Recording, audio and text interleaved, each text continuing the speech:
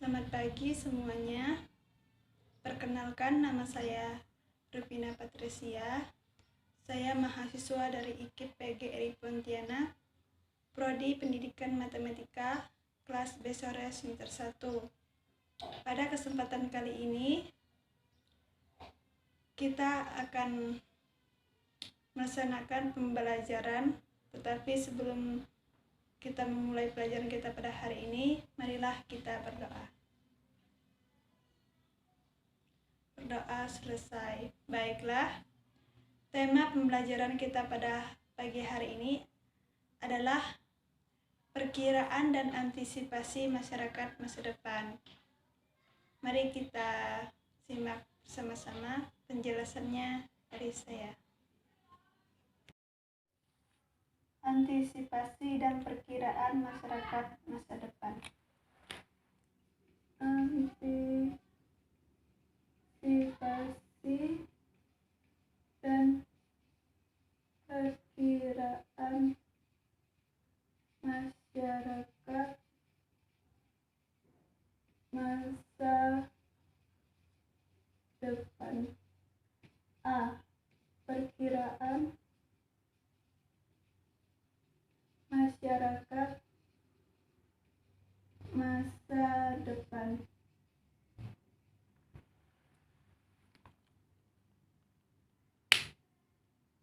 Di Indonesia, pendidikan nasional dilaksanakan berdasarkan latar kemasyarakatan dan kebudayaan Indonesia. Pendidikan merupakan salah satu pilar utama dalam pelestarian dan perkembangan kebudayaan setiap masyarakat. Dalam Undang-Undang Tahun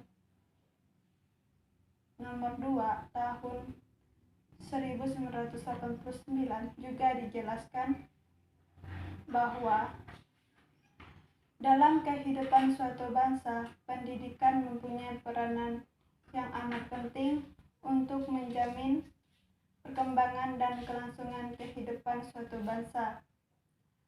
Kajian masyarakat masa depan semakin penting jika diingat bahwa pendidikan selalu merupakan penyiapan peserta didik bagi peranannya di masa yang akan datang. Dengan demikian, seharusnya pendidikan selalu mengantisipasi masyarakat masa depan. Beberapa karakteristik ciri umum masyarakat di masa depan. 1. Kecenderungan globalisasi.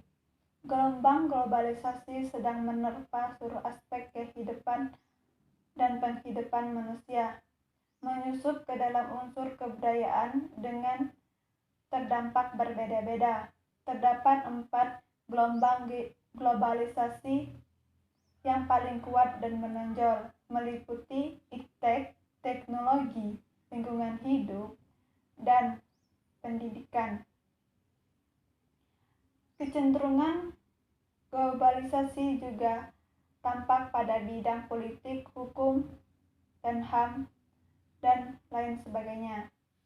Kecenderungan globalisasi merupakan suatu gejala yang tidak dapat dihindari.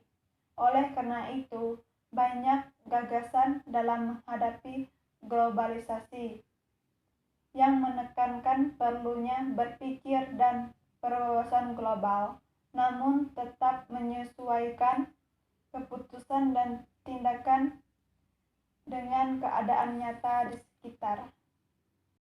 2. Perkembangan ilmu pengetahuan dan teknologi. Perkembangan iptek dapat berdampak negatif ataupun positif tergantung persiapan bangsa serta kondisi sosial budaya dalam menerima limpahan informasi atau teknologi tersebut.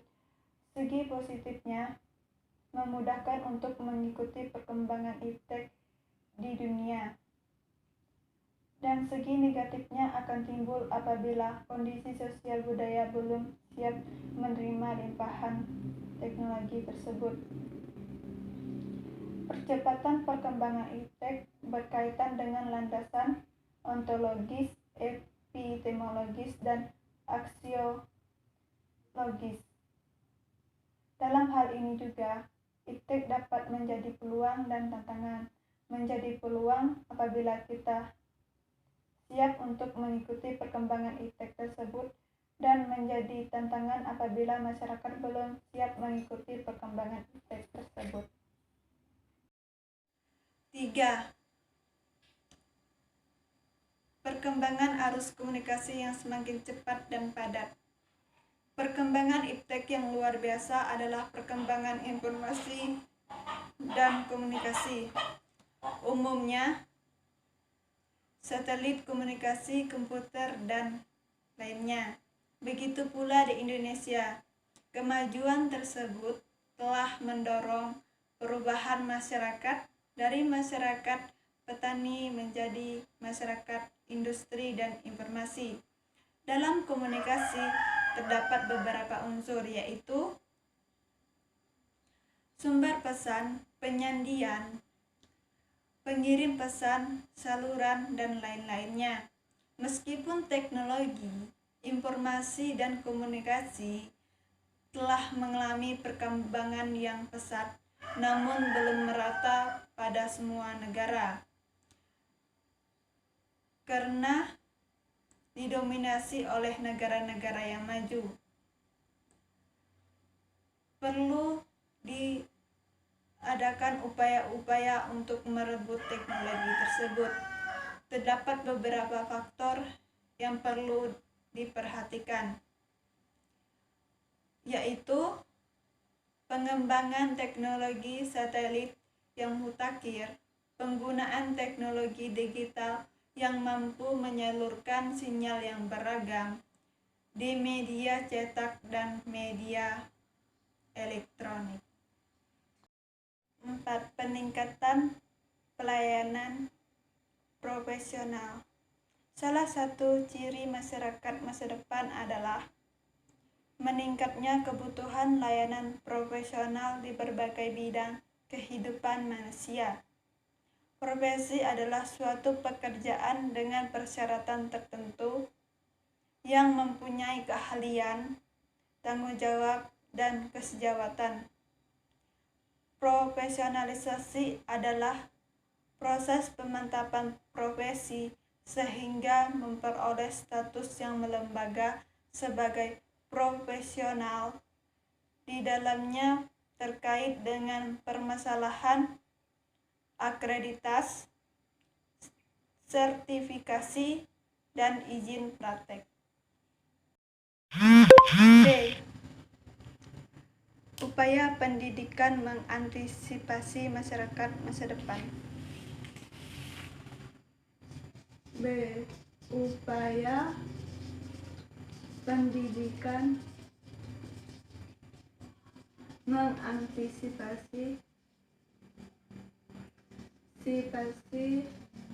masyarakat masa depan.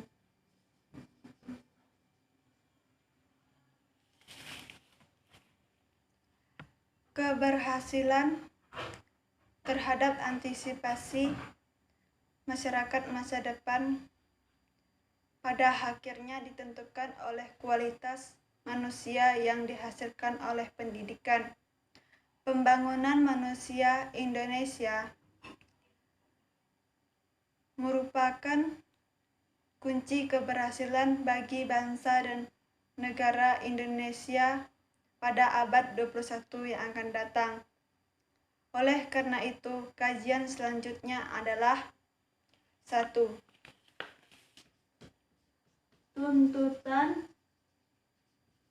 bagi masyarakat masa depan atau modern. A. Jenjang pendidikan dasar. Pendidikan di Indonesia dilaksanakan dan dibagi dalam beberapa jenjang. Sistem pendidikan di Indonesia menerapkan wajib belajar 9 tahun pada penduduk. Jenjang pendidikan yang harus ditempuh adalah jenjang pendidikan dasar yang terdiri dari 6 tahun di sekolah dasar atau sederajat dan 3 tahun di sekolah menengah pertama atau sederajat. Jenjang pendidikan formal di Indonesia terdiri atas pendidikan dasar, pendidikan menengah, dan pendidikan tinggi. B. Manusia Indonesia di masa depan. Tuntutan manusia Indonesia di masa depan diarahkan kepada pembekalan kemampuan yang sangat diperlukan untuk menyesuaikan diri dengan keadaan di masa depan tersebut. Beberapa di antaranya seperti ketanggapan dalam berbagai masalah sosial, politik, kultural, dan lingkungan. Kreativitas di dalam menemukan alternatif pemecahannya, efisiensi dan etos kerja yang tinggi. Adapun ciri-ciri manusia modern di antaranya adalah mempercayai dan mengutamakan kemampuan akal manusia, menggunakan dan memanfaatkan waktu secara efisien, suka pembaharuan dan mau menerima pembaruan, orientasi ke masa depan, hemat dalam menggunakan penghasilan, mampu mengontrol diri, tidak suka bergantung kepada bantuan orang lain. 2.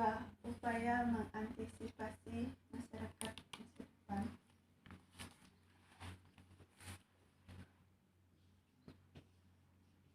Upaya mengantisipasi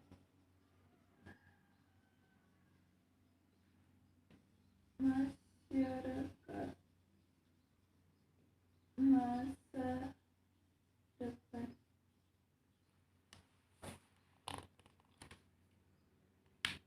Titik strategi dalam mengantisipasi masyarakat masa depan dibagi menjadi 3, yaitu A. Perubahan nilai dan sikap. Nilai dan sikap memegang peranan penting dalam membentuk wawasan dan perilaku manusia. Nilai merupakan norma atau kaidah yang menjadi rujukan atas perilaku seseorang dan bersumber dari nilai hukum, agama, adat, kesopanan, moral, dan sebagainya.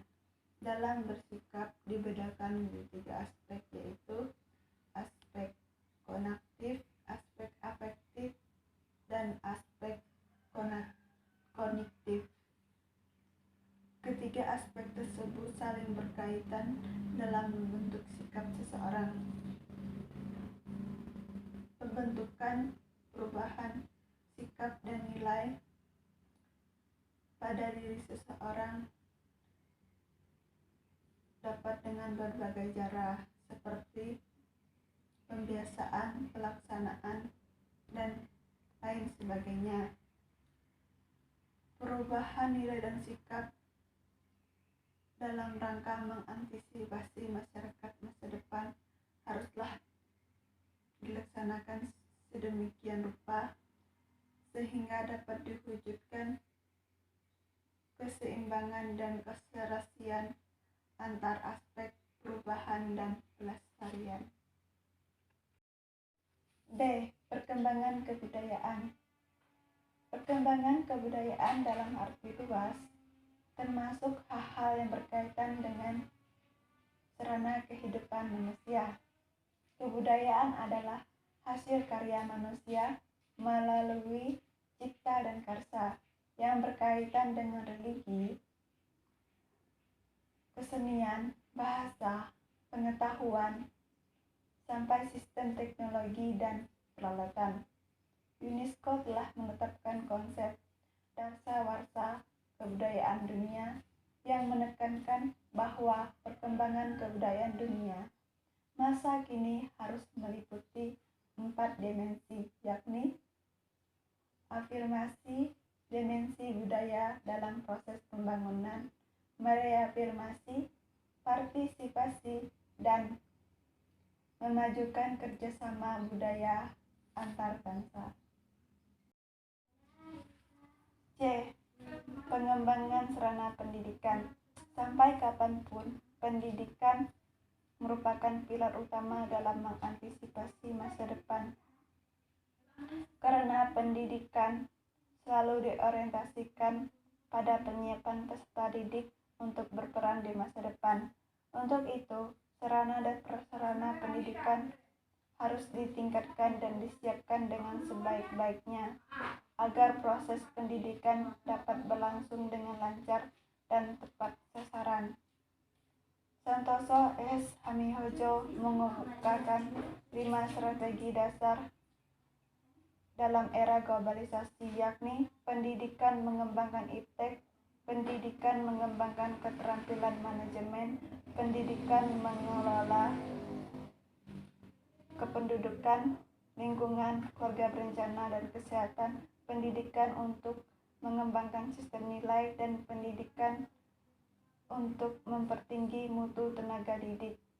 Beberapa hal yang bisa dilakukan dalam bidang pendidikan yaitu pemantapan kurikulum, termasuk kurikulum inti dan lokal, pemantapan strategi pembelajaran, peningkatan kualitas tenaga kependidikan, dan peningkatan sumber daya pendidik. Demikian pelajaran kita pada hari ini. Terima kasih. Kita telah bisa belajar bersama-sama pada hari ini. Sekian dan selamat siang semuanya.